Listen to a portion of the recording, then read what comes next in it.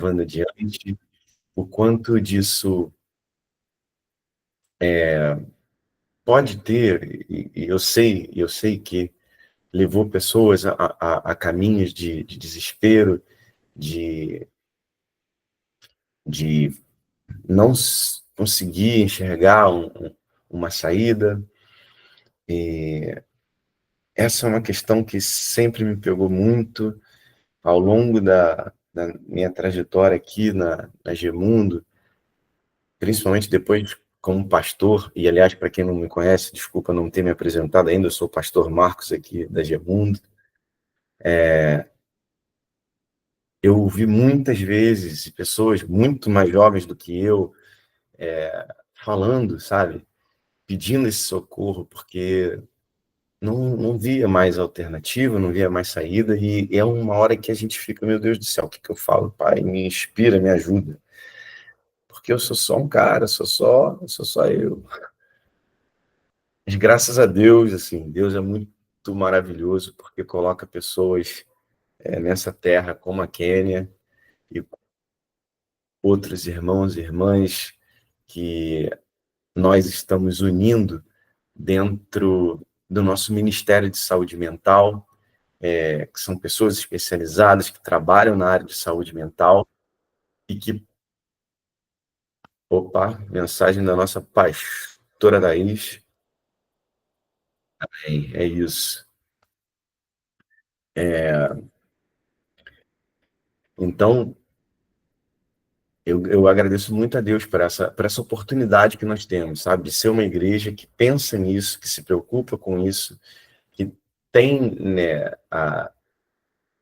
nesse tema do cuidado com a vida, da preservação da vida, dessas curas, dessas feridas, e, e do principal, que é ensinar a todos nós aqui em comunidade, que nós não somos mais uma comunidade religiosa como aquela de onde nós viemos, a maioria de nós viemos, que é aquela comunidade religiosa que aponta dedo, que julga, que tem uma solução pronta, que tem um...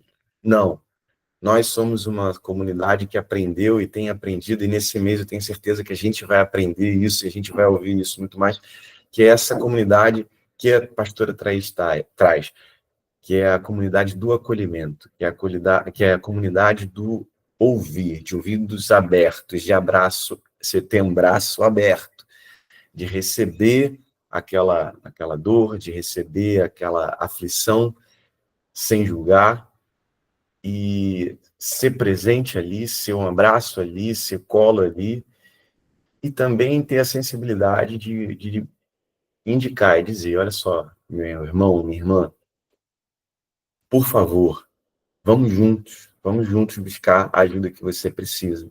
E essa ajuda, ela é uma ajuda, assim, que estuda, que se dedica, que, que faz da sua vida uma missão, que faz da sua vida um constante preparo para ter uma melhor forma de abordar as questões. Então, eu agradeço, eu estou falando tudo isso, resumindo, para agradecer muito, muito, muito, e aqui abrindo os trabalhos com a Kênia, agradecer muito a vocês da saúde mental, psicólogos, psiquiatras, sabe, por ter dedicado e por dedicarem a vida de vocês a esse trabalho tão incrível, tão bonito, e tão necessário. A vida precisa muito de vocês. Eu agradeço demais. Como agradeço também a minha psicóloga, tão importante na minha vida, todos os médicos por quem eu já passei, graças a Deus, eles entraram na minha vida para que eu estivesse aqui com vocês agora. Então, eu agradeço mais uma vez, muito obrigado. E setembraço é isso, tá, pessoal? Setembraço, ao longo desse mês, a gente vai ter vários encontros aos domingos, trazendo pessoas, trazendo gente especializada para falar sobre o tema, para falar sobre esse essa valorização e esse cuidado com a vida, combate, né? Não sei qual é a palavra, quem não pode nos ajudar melhor a usar o termo correto aqui, mas como a gente se coloca para combater, vou botar aqui entre aspas, esse mal tão terrível que tanto nos aflige, que tanto aflige, e aqui a gente vai falar essa noite especificamente sobre a juventude, que é o suicídio, né?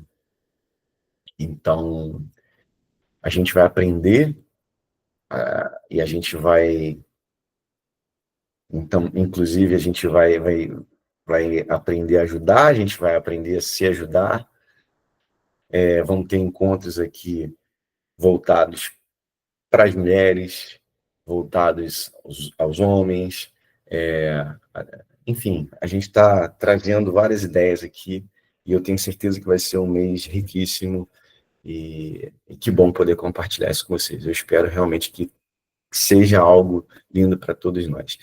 E paralelo a isso, hoje eu recebi do meu irmão aqui umas ideias que acho que super fantásticas, assim, do Michael, e eu aproveito para dizer isso. Estamos no dia 7, está começando o mês. Se você tiver alguma ideia bacana, procura a gente, procura os pastores, vamos conversar, vamos colocar essa ideia para andar ao longo desse mês. Eu sempre tive uma vontade muito grande de fazer esse mês um mês de grandes encontros, assim, sabe, de pessoas da nossa comunidade que nunca se viram, porque tem essa coisa, né, do encontro online, de nunca estar ali presencialmente. E eu achava muito legal se a gente pudesse fazer isso, sabe? Registrar abraços, registrar essa disponibilidade de estar num lugar, de tomando um café e mostrando para a igreja que a gente entende, que a gente está entendendo ao longo de todos esses anos conversando sobre isso, que a gente entende que o nosso papel nisso tudo, antes de mais nada, é ser ali presente um para o outro, abraço um para o outro. Enfim, falei para caramba, vocês me desculpem, estamos começando, então mas eu precisava dizer isso, precisava agradecer a todos vocês. Vejo que tem muitas pessoas aqui convidadas, então vou fazer também aqui uma breve apresentação da nossa igreja. Nós somos a Gemundo, nós somos uma igreja diferentona, como vocês estão reparando aqui, somos uma igreja antifundamentalista, somos uma igreja tida progressista, somos uma igreja que não pensamos o evangelho de uma maneira de opressão, de medo, de culpa, mas disso que eu cansei de falar aqui algumas vezes, aliás, não, cansei não canso de falar e vou repetir sempre, mas um lugar de acolhimento, um lugar de abraço, um lugar de respeito, um lugar em que a gente possa, como comunidade, crescer juntos e se cuidar, né? Cuidar uns dos outros, pela saúde do nosso corpo, da nossa mente, da nossa alma. E eu sou muito feliz em ser pastor por aqui. Sou muito feliz em fazer parte dessa comunidade e ter essa possibilidade de trabalhar coisas como essa que a gente está começando aqui, nessa noite. Para mim é até emocionante, assim, de verdade. Eu fico emocionado. Não, que a gente sente que, de fato, a gente está fazendo diferença. Sabe? Quando a gente olha para sem querer criticar outras denominações, nada disso, mas quando a gente olha para a nossa igreja e vê que, poxa vida, a gente tem um espaço aberto para falar sobre isso, que a gente pode, de fato, se unir aqui, 16 pessoas numa noite de domingo, para conversar, para ouvir, para aprender, é maravilhoso. Para mim, cara, é evangelho pulsando vivo. Aprender a cuidar um do outro é evangelho pulsando vivo. Falei pra caramba, me desculpe o exagero. Eu quero apresentar para vocês a nossa querida irmã, quem é Camille. Quem é Camille? E é uma nova membro aqui da nossa igreja, chegando recentemente aqui na Rio, e quando o papo começou a rolar, ela de pronto já foi falando, não, pô, tô à disposição, vamos fazer, vamos para dentro. E isso é muito bacana, é muito lindo. Eu te agradeço muito. É isso, a gente precisa dessa energia, a gente precisa dessa vontade de fazer. E a Kênia é psicóloga clínica, na abordagem centrada na pessoa, graduada em psicologia, aperfeiçoamento em saúde mental e atenção psicossocial de adolescentes e jovens, pós-graduada em estudos sobre infância e adolescência e pós-graduada em parentalidade. Hoje nós vamos falar aqui sobre o tema do Setembro Amarelo, dentro desse universo da juventude, dos adolescentes e jovens. A Kenny já deu um spoiler no material dela, tá muito bacana. E é isso. E eu tenho certeza que todo mundo vai aprender muito, vai gostar muito. Então, Kenny, sem mais delongas, é contigo, minha irmã. Obrigado mais uma vez.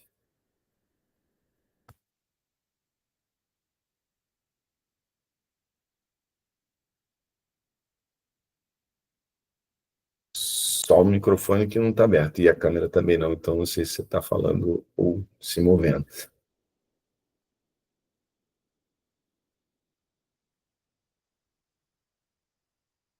Será que Kenny caiu, gente?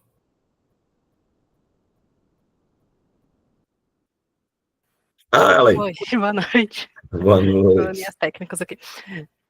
Boa noite a todos. Assim, estou muito feliz de estar aqui, né? Tua fala, assim, super importante.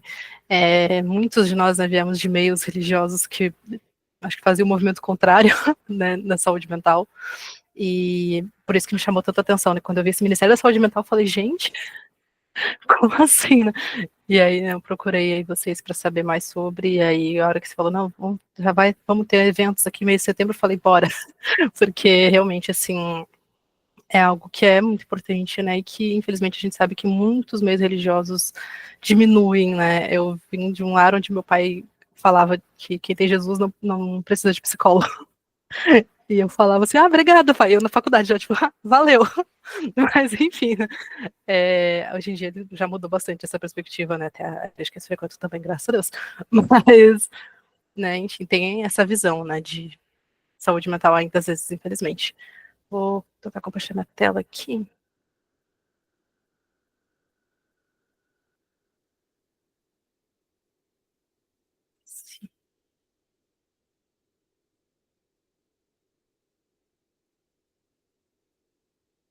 Tá dando para ver direitinho? Beleza. Então, né, o tema do Setembro Amarelo, ele é sobre, né, conscientização e prevenção ao suicídio. A palavra combate não tá errado também, acho que é uma boa palavra, acho que vai até se encaixar bem no que eu vou falar. Mas, né, enfim. E aí eu quis muito trazer esse tema mesmo de união, né, de unidade, de como em comunidade a gente pode fazer isso. Eu acho que uma das coisas que a depressão e a ideação suicida fazem é o isolamento, né? Tanto um causa o outro, né? Então, o isolamento pode trazer essas questões, mas também essas questões são muito isolantes, né? Você sente que está sozinho, você sente que está desamparado, e eu acho que quanto mais a gente se unir, quanto mais a gente mostrar que, tipo, não, você não está sozinho, você tem alguém para te abraçar, para te acolher, melhor, né? E mais a gente consegue prevenir, né? Que isso chegue a pior consequência possível, né? Deixa eu...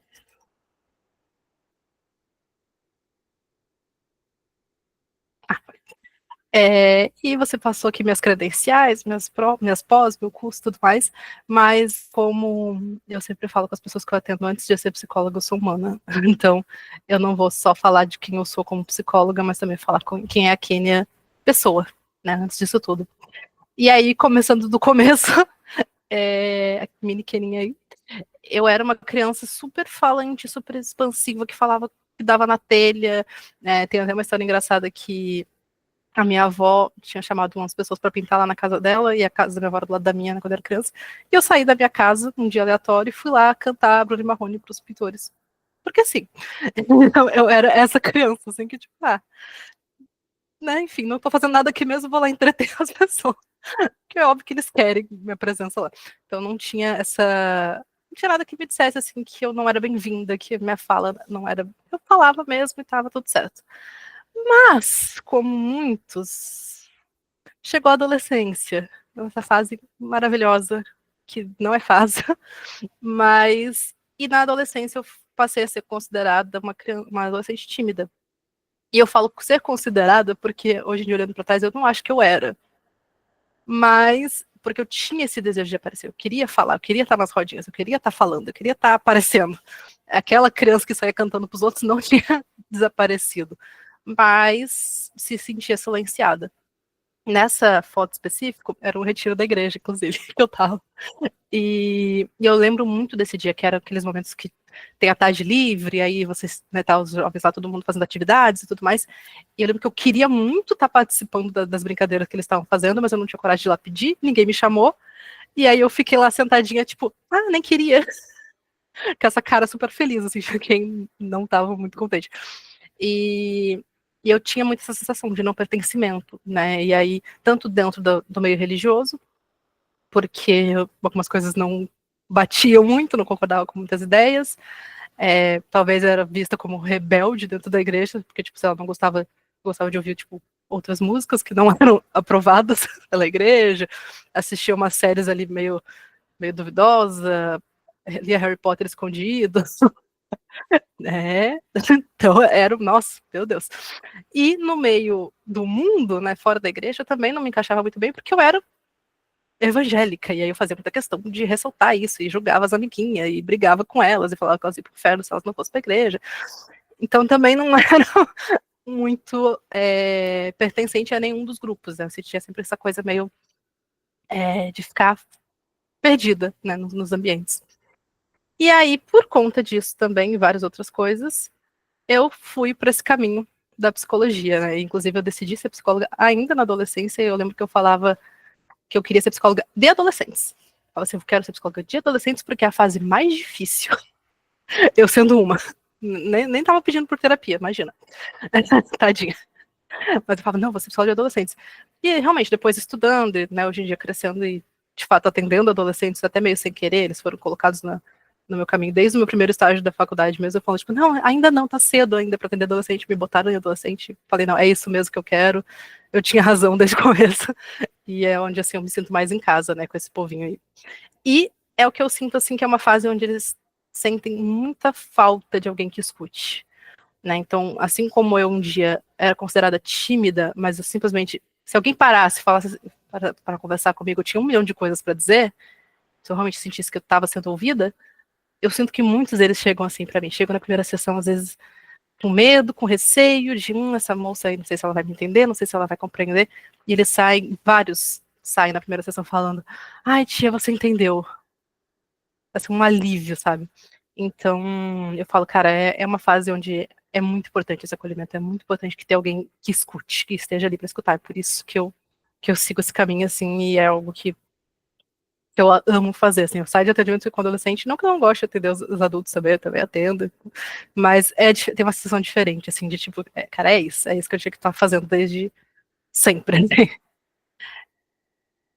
E aí, eu vim trazer, né, uma temática séria, uma temática sensível, mas eu gosto de trabalhar de uma forma um pouco mais lúdica e pra gente ter um pouco de leveza, né, nesse tema.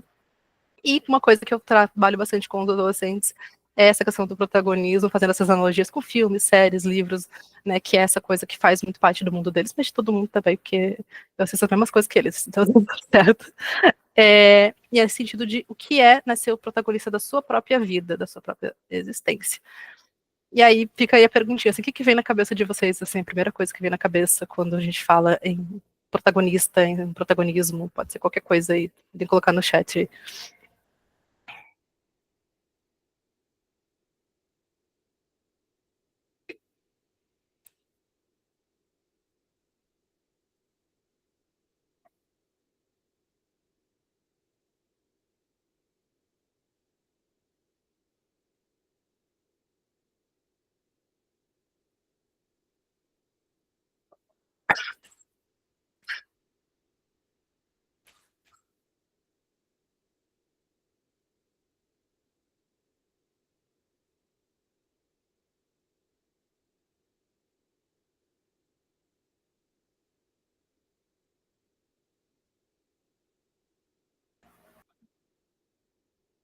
Alguém tem alguma coisa para falar?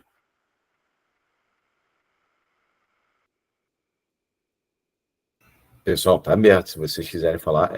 Eu então já coloco aqui, quando falam isso em protagonismo, eu sinto, não é nem uma questão de lógica. Eu ia mandar um negócio tipo assim, uma pressão para você ser bem resolvido, pressão para estar na frente. Uhum.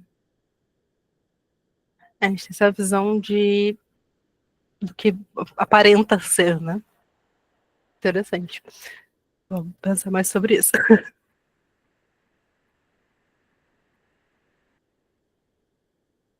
Então, o que eu digo que os protagonistas têm em comum, né? Que são, assim, quando a gente pega, né, as histórias, assim, elas são diferentes, mas elas repetem em várias coisas.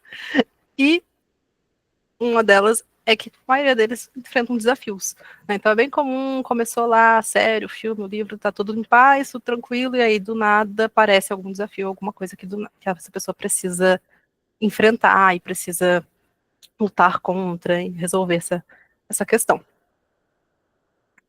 E o que é bem comum também é esse protagonista se dar conta de que talvez esse desafio seja um pouco maior do que ele dá conta sozinho. E aí ele precisa de ajuda. E aí ele vai buscar uma equipe. Ele vai reunir uns amigos ou vai reunir pessoas estranhas ali que têm habilidades diferentes que vão ajudar ele a conseguir superar esse desafio, né? Então é bem. Você pode de cabeça já pensar em uns 10 filmes diferentes com essa mesma, né, esse mesmo arco aí de agora eu vou ter que reunir um pessoal aqui para me ajudar.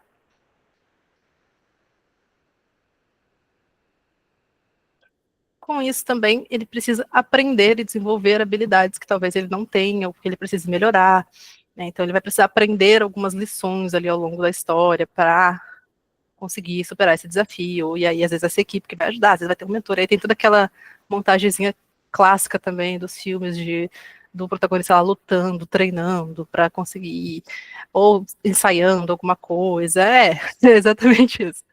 Então ele vai estar ali aprendendo essas habilidades, se desenvolvendo, se preparando para enfrentar esses desafios. E também muito comum que tenha uma grande ameaça, um grande vilão, que vai ser enfrentado ali no final do filme, no final da série, que é onde vai culminar toda essa preparação e aquele grande desafio onde ninguém né, acha que é capaz, que é possível que essa pessoa consiga derrotar. Gostei dessa mensagem ali. E realmente, acho que na minha visão, assim, o protagonismo que eu falo é muito nesse lugar de assumir o controle da sua própria vida, mas no sentido de que é possível, né? Assim, não sou o tipo de pessoa que fala, tipo assim, tudo está sob seu controle, são escolhas e cada um. Não, a gente tem ali um número de cartas que a gente pode jogar, né? Mas ao mesmo tempo, a gente se colocar nesse primeiro lugar, a gente definir quem a gente é, a gente definir quem a gente gostaria de ser, né? Sem tanta interferência do que dizem que a gente deveria, né? Então, essa coisa do. É uma coisa que me incomodava bastante, inclusive, também, né, no meio religioso, era esse tem que, você tem que ser assim, você tem que fazer, você tem que ir, você tem que. E eu falava, gente, ninguém tem que nada, você faz, né? E aí, esses deverias, né, que interferem bastante na vida das pessoas. E dito isso, eu vou falar um pouco agora sobre o meu grande vilão que eu enfrentei. E aí, agora a gente vai pesar um pouquinho, mas faz parte. Em 2017, né, na época dessa foto aí, um pouco antes, na verdade, eu comecei já a lutar com pensamentos de ideação suicida. 2017 foi onde culminou, né, tudo isso. E por isso que eu falo da questão do estar sozinho, do isolamento, porque um dos pensamentos principais que vinha na minha mente era: todo mundo vai ser mais feliz e melhor se eu não existir. E era um pensamento que eu mesma me convenci disso de uma maneira que estava certa, eu tinha certeza disso. Por mais que, né, hoje em dia, olhando para trás, não fizesse muito sentido racionalmente, mas na minha cabeça ia fazer todo sentido. E aí, em janeiro de 2017, eu cheguei a fazer uma tentativa de suicídio, que graças a Deus não deu certo, obviamente.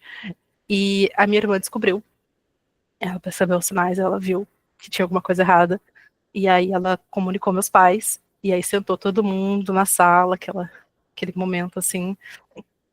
E, ao contrário do que talvez eu pensei que seria, que eu achei que eles iam brigar, que eles iam ficar bravos e tudo mais, mas na cabeça deles tinha muita dúvida, tinha muita, tipo, o que aconteceu, sabe? O que você tá sentindo, o que você tá passando, por como você chegou a esse ponto. porque eu estava vivendo várias questões pessoais ali, emocionais, a gente estava tendo vários conflitos em casa também por conta disso, mas na cabeça deles não estava nesse ponto, não estava nem perto de chegar a isso.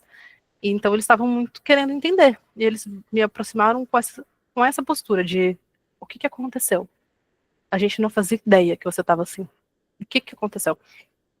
E ali eu consegui falar tudo que eu estava sentindo e todas as minhas angústias, inclusive esse pensamento, né, de eu acho que vocês seriam mais felizes sem mim, que vocês eram melhores antes de eu nascer, e que agora, se eu partir, vocês vão estar muito melhores. E eles me asseguraram, obviamente, que não, que eu era, sim, importante, e que eu me feri, e que se alguma coisa acontecesse comigo, isso também feria eles, né, que isso também afetava eles, que eles estavam juntos comigo nesse momento, que não era só eu sozinha, enfrentando isso sozinha, que eu tinha apoio, que eu tinha alguém ali para me apoiar. E por isso que eu digo que foi muito importante essa abordagem deles, assim, não foi com julgamento, não foi com briga, com castigo, foi só, você não tá sozinha, a gente tá aqui com você, a gente não fazia ideia, mas agora a gente vai te ajudar. E aí, hoje, assim, eu posso dizer que desde esse dia, eu nunca mais cheguei nem perto de tentar nada. Vou dizer que, assim, vezes ou outras, em momentos muito difíceis, o pensamento passava, mas já faz muito tempo que isso não acontece, graças a Deus. E, assim, na época também, aí fui procurar terapia, fiz terapia na época por alguns meses, aí depois parei, voltei, agora tô até hoje também. Mas foi muito importante essa comunidade, esse momento deles se reunirem e falarem, não, a gente vai pegar isso junto contigo. Agora que a gente sabe, você não tá mais sozinha, a gente vai junto. E, né, com isso eu falo que eu tive meu final feliz, e foram vários, na verdade, com certeza ainda vão ter vários, né, até o final de tudo, mas naquele mesmo ano, no meu aniversário, estava reunido toda a minha família, alguns amigos, e todo mundo ali, né, celebrando e cantando e tudo mais, e foi a primeira vez que eu tive a sensação de, tipo, caraca, eu podia não estar aqui, nossa, eu podia não ter vivido isso, que bom que eu fiquei, essa foi a primeira vez que eu tive essa sensação, e ela se repetiu várias vezes depois disso, essa foto aí é do dia da minha formatura. Fiquei noiva, me mudei para o Rio de Janeiro, tive várias viagens. Meu trabalho em si, eu acho que sempre que eu tô acolhendo um adolescente, principalmente que tá passando pela mesma situação, eu tenho de novo essa sensação de caramba, que bom que eu fiquei, que bom que eu tô aqui, sabe? Esses momentos como hoje são um desses momentos, assim, de ficar tipo, que bom que eu fiquei. E eu falo isso muito pra eles, eu falo, vocês vão ter esses momentos. Em algum dia, em algum momento, você vai ter esse momento de que bom que eu fiquei. Mas não é fácil, né? Não vou dizer que foi molezinha, né, que foi assim um estalo de dedos que tudo passou, mas passa, as coisas passam e vão ter esses momentos, nesses finais felizes eles chegam. E com isso, então, né, como a gente pode ser esse aliado, como a gente pode ser essa equipe que vai se reunir para ajudar a enfrentar esses desafios, a enfrentar esse grande vilão, como a gente pode ser esse adulto, esse amigo, esse pai, essa mãe, esse irmão que vai acolher e que vai estar ali, né? Então eu trouxe aí alguns pontos, que é o estar presente, que é o ouvir sem julgar, que é validar as emoções. É como eu falei, imagina, talvez meus pais naquele momento, que acontece porque é muito difícil para a família, né? Então envolve muitas questões quando a gente descobre que alguém próximo a gente está com esse tipo de pensamento, está com esse tipo de atitude, porque fica uma falta de compreensão mesmo de o que eu fiz, o que eu tinha que fazer, o que aconteceu, e aí muitas pessoas vão para esse caminho de não é tentativa de ajudar, mas acaba sendo uma culpa também, do tipo, mas você tem tudo, eu faço tudo por você, e você ainda não tá feliz, e que mais, né? E não é um caminho muito bom para você ir, porque você adiciona uma camada mais de culpa. Então, além disso tudo de ruim que eu já sou, que eu já me convenci que eu sou, eu sou ingrata. Então, né, adicionar mais camadas de sofrimento para essa pessoa não é a melhor saída, né? Então é realmente trazer para esse lugar sem julgamentos, é validar, é entender, né? Eles se aproximaram de mim com muita curiosidade mesmo, de o que aconteceu, explica pra gente, a gente quer te entender, né? A gente não tinha visto que você estava com esse nível de sofrimento, mas a gente quer entender. E por mais que talvez na cabeça deles não fizesse sentido, talvez por mais que na cabeça deles não fosse para tanto, digamos assim, o que eu estava passando, mas eles reconheceram que eu estava em sofrimento e que o meu nível de sofrimento era válido naquele momento, e eles acolheram aquilo. Então, ter esse olhar, né, de validar as emoções, de tentar ajudar a compreender. Às vezes nem a pessoa está compreendendo o que ela está sentindo, então compreender e ajudar a pessoa a compreender. E reconhecer, né, os sinais de alerta. Então, como eu falei, eu estava escondendo, eu estava ali assim, disfarçando na minha cabeça muito bem, talvez não tão bem assim, mas eu estava tentando disfarçar o máximo possível. E a minha irmã reconheceu. Ela percebeu que tinha alguma coisa errada, e aí na hora ela só, tipo, não falou nada, eu já achei que ela já ia brigar, já ia fazer um negócio, ela não falou nada. E aí mais tarde elas, né, se reuniram para falar comigo. Então, como reconhecer esses sinais? Isso é muito importante. Mudanças bruscas de humor ou comportamento. Na adolescência, isso é um pouco mais comum de acontecer naturalmente, mas ver se esse nível de mudança de humor e de comportamento está sendo muito elevado, muito frequente. Então, altos muito altos, baixos muito baixos, essa mudança constante. As falas que indicam sofrimento profundo. Então, não quero mais viver mesmo, essa vida tá bosta, tá tudo errado, eu sou uma pessoa horrível.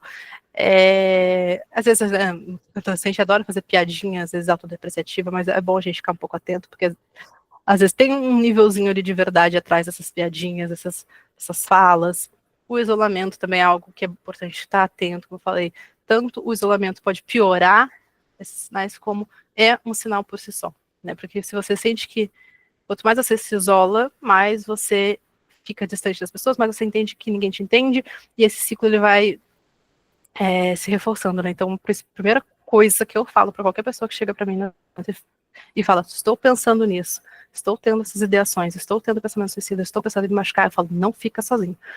E aí, geralmente, no cadastro eu já tenho contato de alguém, mas se eu não tiver, eu falo, me passa o contato de alguém da sua família, que mora com você, ou que mora próximo, que possa estar com você. E já aciona essa pessoa e falo, não sai de perto. Não deixa sozinho. Não deixa ficar sozinho. Porque é onde vai, nesses pensamentos, eles vão rolar mais a solta ainda, né? Então, quanto mais cercado de pessoas a gente tiver, melhor. Né? De pessoas que vão te acolher, que vão te apoiar nesse sentido. Alterações do desempenho escolar, né? Então, uma queda muito grande de rendimento, pode ser algum sinal. Alteração no sono, né? Então, ou dorme o dia todo, ou não dorme. Alimentação, ou come demais, ou não come. Né? Então, tendo essas alterações muito bruscas, a pessoa ficar atenta. Sinais físicos e psicológicos de alerta. Então, são sintomas. Né? Então, vai ser ali uma falta de ar, uma palpitação, dor de cabeça constante. Em alguns casos, né, os cortes mesmo, né, que você consegue visualizar no corpo da pessoa, esses sinais. E né, preparativos incomuns. Do nada, essa pessoa está se desfazendo de bens importantes. Do nada, essa pessoa está começando a tomar algumas medidas que dão esses indicativos de que ela está se despedindo. Então, umas conversas assim, já encaminhando para isso. Então, já que estão fazendo esses planos, ela vai começar a tomar medidas em relação a isso. Essa mudança súbita para um estado de calma também. Né, parece que a pessoa estava em alto sofrimento agudo, estava com muito estresse, e aí, de repente, do nada, parece que está tudo bem. Muitas vezes isso acontece porque a pessoa já tomou a decisão. E aí ela já fez as pazes com essa decisão, e aí ela aparentemente vai estar calma com isso. Então é bom ficar atento. E o histórico pessoal familiar também. Né? Se já tentou antes, pode ser que tente novamente. Se alguém na família já cometeu suicídio ou já tentou, também é bom ficar em alerta, né? Inclusive, existe todo um movimento de pós-venção, né? Quando acontece um suicídio na família, para que essa família também receba esse acolhimento, para evitar que mais suicídios aconteçam após esse. Porque, como eu falei, para a família também é muito difícil, né? Tem toda a questão da culpa, tem toda a questão realmente de não compreender o que aconteceu, porque é uma perda muito difícil, né? Uma coisa que vai contra nosso instinto principal de sobrevivência, né? Então, para alguém chegar a esse nível de sofrimento, a esse ponto de realmente acreditar que é melhor deixar de viver, é um nível muito alto de sofrimento. Então, isso gera, né, muitas questões em torno da família também. E aí também vou fazer um parêntese aqui, que tem algumas meios religiosos que vão trazer essa culpa ainda mais forte para a família. E só falando bem declaradamente, né, teve um caso de um avô de uma amiga minha que, né, tinham parentes próximos ali à igreja que eu frequentava, mas eles em si não frequentavam, que ele cometeu suicídio, e aí a pastora dessa igreja, no momento do velório, mencionou alguma coisa no sentido de que ele poderia ter ido para o inferno, porque ele cometeu suicídio. Assim, péssimo. Não, só não. Né? Então, o que isso vai ajudar, né? O que isso vai trazer de consolo para essa família? No mínimo, assim, nem vou entrar aqui em pormenores teológicos sobre isso, porque eu acho, né, enfim. mas existe né, no meio religioso também. Então, né, enfim, adiciona ainda mais uma camada de culpa para a família também. Esse luto complicado, né, pós-suicídio é muito difícil. E aí, o que fazer, né? Se você identificou, se você viu esses sinais em alguém próximo, é conversar, né? Isso que minha família fez. Sentar, falar o que está acontecendo. A gente percebeu que tem alguma coisa errada. Você quer conversar? Tô aqui para te ouvir. E ouvir. E deixar essa pessoa derramar ali o que ela estiver sentindo. Sem julgamento, sem criticar, sem diminuir. Né? Principalmente quando a gente fala de adolescentes, eles trazem muito essa questão de que os pais, às vezes, diminuem o sofrimento deles. Falam, mas e aí? É só isso que você tem de sofrimento? Você não paga conta, você não cuida da casa, você só estuda. Quem dera se meu problema fosse só isso. E aí, o que eu falo? Mas esse é o problema deles. Eles não passaram por isso, eles não pagam conta, eles não cuidam de casa, eles não trabalham, mas eles nunca precisaram fazer isso. Então, o maior nível de sofrimento que eles tiveram, talvez foi realmente, sei lá, brigar com uma amiga na escola, foi um bullying, foi um término de um relacionamento, foi uma nota baixa, enfim, foi só uma questão emocional mesmo, porque a adolescência normal, ela já é difícil pra caramba, né? Só por ele estar passando por todos esses momentos de transição e de mudanças, os hormônios estão também uma bagunça. Então, só isso já é difícil. Então, né, essa postura que muitos adultos têm, às vezes, de, quem dera que fosse só isso o meu problema. Mas você nem tem problema de verdade. E eles trazem isso como um sofrimento muito grande. Eles falam assim, nossa, tia, isso que eu só estudo, né? Imagina. Porque eu já escutam muito dos pais essa coisa de, mas você só estuda. Ela fala, gente, estudar é difícil, eles falam. Então, assim, é realmente acolher e entender que o nível de sofrimento de cada pessoa vai ser diferente e que na cada fase da vida, na vida adulta mesmo, talvez um problema que você teve lá nos 20, com 25 você já não acha que era tão grande coisa assim, mas você lembra que foi um grande sofrimento. E nos 30 talvez vai ter outros problemas que vão ser maiores que os 20, e assim por diante. Mas não quer dizer que naquele momento você não sentiu, não quer dizer que naquele momento não foi muito difícil, né? Então, acolher o sofrimento naquele momento que a pessoa está sentindo.